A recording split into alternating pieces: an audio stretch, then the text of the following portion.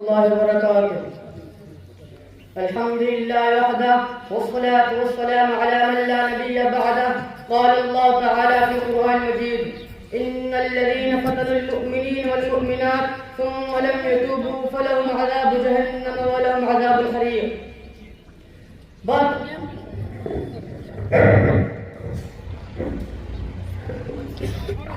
باتوں سے بھی بدلے کسی قوم کی تقدیر، باتوں سے بھی بدلے کسی قوم کی تقدیر، بجلی کے چمکنے سے دے نہیں جاتے.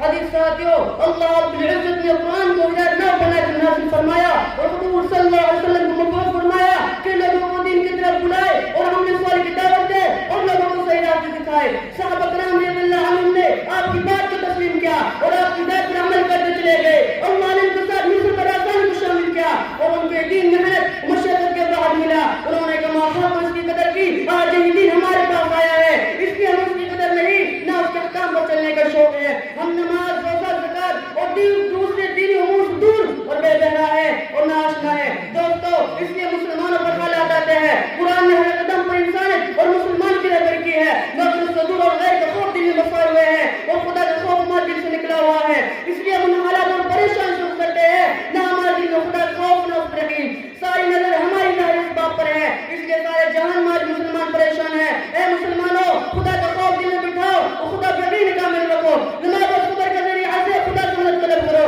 یہ دو بڑے ہتھیار مسلمانوں کے لیے قرآن کریم میں اعلان کرتا ہے: یا ایھا الذین آمنوا استعینوا بالصبر والصلاۃ. اور ہر وقت خدا کی یاد میں لگے رہو، اطمینان قلب حاصل ہوگا.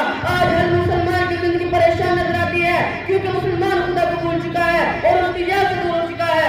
قرآن کریم میں اعلان کرتا ہے: فاذکرونی اذکرکم واشکروا لی ولا تکفرون. کہ مجھے یاد کرتے رہو، میرا شکر کرتے رہو، نافرمان نہ کرو. جہاں کہیں بھی خدا کی یاد زندہ رکھو اور معاشرت کی اصلاح کی فکر کرو، گناہوں کی اجتناب کرو. اور نہ دین کسی کا محتاج نہیں ہے. اگر ہم اس دن کی فکر نہ کریں گے یا اس پر نہیں ملیں گے تو خدا تعالیٰ دوسری قوم کو پیدا کر دے گا جو تم سے بہتر ہوگی.